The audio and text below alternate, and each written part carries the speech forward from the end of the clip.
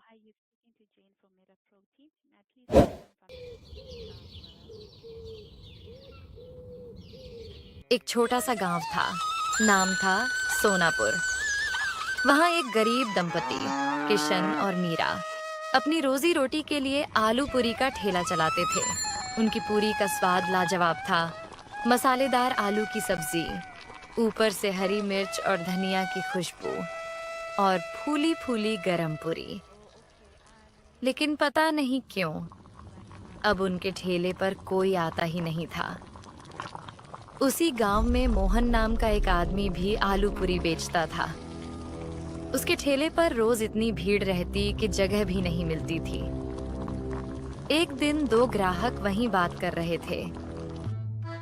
अरे भाई, ये मोहन की पूरी में वो बात नहीं है। स्वाद तो किशन वाली पूरी में है, पर जाने क्यों पैर खुद ब खुद मोहन के ठेले की ओर खिंच जाते हैं। सही कहा रे। पहले तो रोज किशन की पूरी ही खाते थे। उसकी आलू की सब्जी में जो तीखापन था वो तो मजा दे देता था। अब तो बस मन ही नहीं करता उसके ठेले पर जाने का। उधर किशन अपने ठेले के पास अकेला खड़ा चुपचाप सब सुन रहा था। वो मन ही मन बोला, पहले तो मेरे ठेले पर भी भीड़ लगती थी, अब सब मोहन के पास क्यों जा रहे हैं? क्या उसने कोई जादू कर दिया है क्या? उस रात मोहन ने अपना ठेला जल्दी समेटा। सारे आलू पूरी बेच चुका था। घर पहुंचते ही उसकी पत्नी सजन बोली, जी, आज तो अमावस्या की रात है, याद है ना? हाँ याद है। तुमने तैयारी कर ली? जी, पूरे 13 किलो चिकन पका लिया है। पर बताओ ना, हर बार 13 किलो ही क्यों? 10 या 20 क्यों नहीं? अरे भगवान, मैंने उसे 13 तारीख को ही नींद से जगाया था। अब उसे हर अमावस्या को 13 किलो चिकन चाहिए। अगर नहीं दिया तो हमें ही खा जाएगा। सजन कांप गई। क्या? आपने उसे जगाया क्यों? मोहन धीरे से बोला, पगली, उसी की वजह से तो हमारी पूरी बिकती है, वरना हम भी किशन की तरह बैठे रहते। उसके कारण ही हमारे अच्छे दिन आए हैं, उसका शुक्र मानो। दोनों कुछ देर खामोश रहे। बाहर हवा में अजीब सी सिहरन थी। फिर मोहन बोला, चलो अब सो जाओ, मैं जाकर उसको चिकन खिलाकर आता हूँ।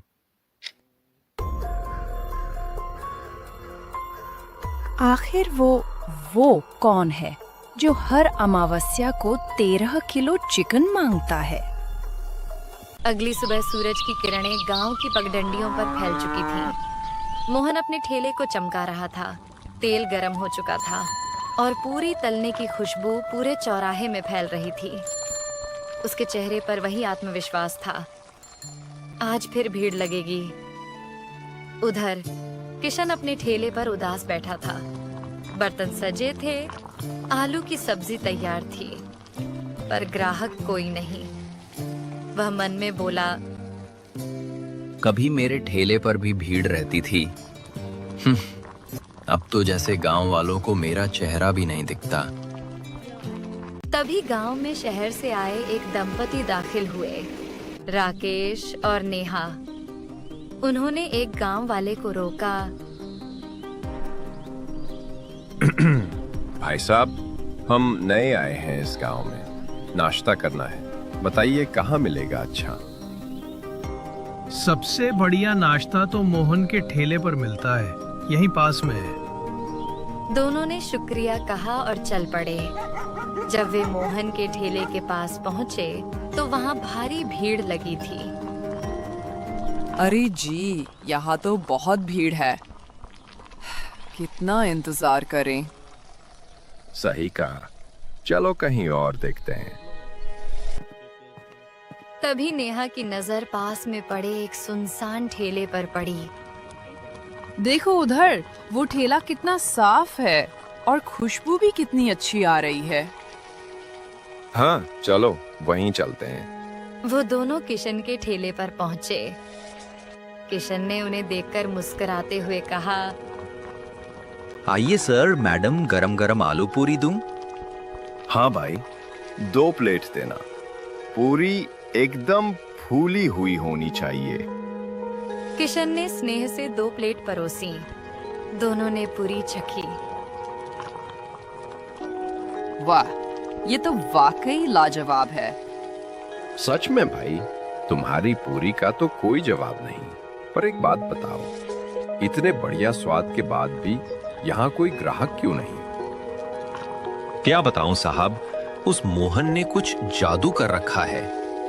गांव वाले अब मेरे ठेले की तरफ देखते भी नहीं।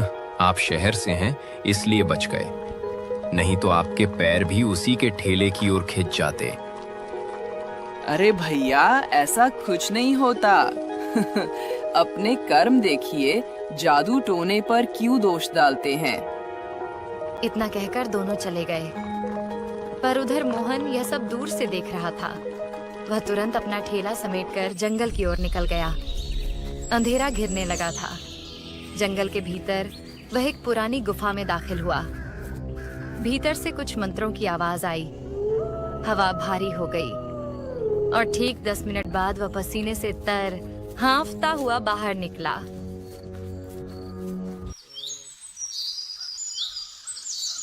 अगली सुबह वही शहर वाले फिर नाश्ते के लिए निकले। सुनो जी, पता नहीं क्यों मेरा मन उस मोहन के ठेले पर जाने का कर रहा है।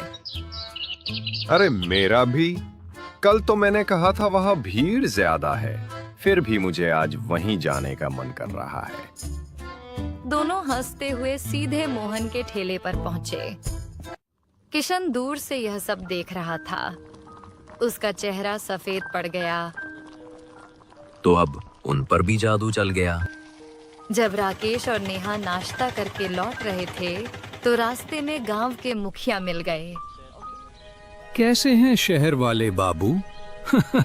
कैसा लगा हमारा गांव? बहुत प्यारा गांव है मुखिया जी। बस एक अजीब बात है, कल हम किशन के ठेले पर गए थे, आज जाने क्यों हमारे पैर खुद ब खुद मोहन के ठेले की ओर खिंच गए। कुछ तो अजीब है उस ठेले में। अरे नहीं बाबूजी, कुछ अजीब नहीं। मोहन के आलू पूरी का स्वाद ही ऐसा है कि लोग खुद खिंच जाते हैं। पर राकेश और नेहा जब आगे बढ़े तो दोनों के मन में एक ही सवाल गूंज रहा था, क्या सचमुच स्वाद खींचता है या फिर मोहन का कोई रहस्यमयी राज? शाम का समय था। किशन अपने घर में चूल्हे के पास बैठा था कि तभी दरवाजे पर दस्तक हुई। दरवाजा खोला तो सामने राकेश और नेहा खड़े थे। अरे सर, मैडम, आप यहाँ मेरे घर पर? किशन जी, जो आपने कहा था, लगता है वो सब सच है। देखा, मैंने पहले ही कहा था, वो मोहन कोई साधारण आदमी नहीं है। पर आपको यकीन ही नहीं हुआ। अब यकीन हो गया है किशन। जो आज हमने देखा, उसके बाद शक की गुंजाइश नहीं बची। किशन हैरान होकर बोला, क्या देखा आपने? हमने मोहन को जंगल की तरफ जाते देखा। एक थैली में कुछ था, शायद वही राज छिपा है वहां। तो फिर देर किस बात की? चलो, आज उस जादू का पर्दा फाड़ ही देते हैं। तीनों जंगल की ओर निकल पड़े। हवा ठंडी थी, पेड़ झूम रहे थे और चारों तरफ एक रहस्यमय सन्नाटा था। सुनिए, ये कैसी गंध है? चिकन की खुशबू जैसी। लगता है मोहन ने ही चिकन लाया होगा। दूसरा कौन जंगल में चिकन लाएगा? कुछ दूर जाने पर उन्हें एक पुरानी गुफा दिखाई दी। गुफा के भीतर से किसी के बड़बड़ाने की आवाज आ रही थी, जैसे कोई मंत्र पढ़ रहा हो। किशन सुनो, ये आवाज मोहन की लग रही है। मुझे डर लग रहा है। वापस चलें? नहीं नेहा जी, अब पीछे नहीं हटेंगे, चलिए। तीनों धीरे धीरे गुफा के अंदर गए। उस रात के बाद किशन, राकेश और नेहा को किसी ने फिर कभी नहीं देखा। कहते हैं तीनों उसी गुफा में कैद हो गए और मोहन का राज राज ही रह गया। अगली सुबह मोहन ने हमेशा की तरह अपना ठेला लगाया, मुस्कुराते हुए पूरी तलने लगा और इसी तरह खत्म हो गई कहानी एक लालची आलू पूरी वाले की।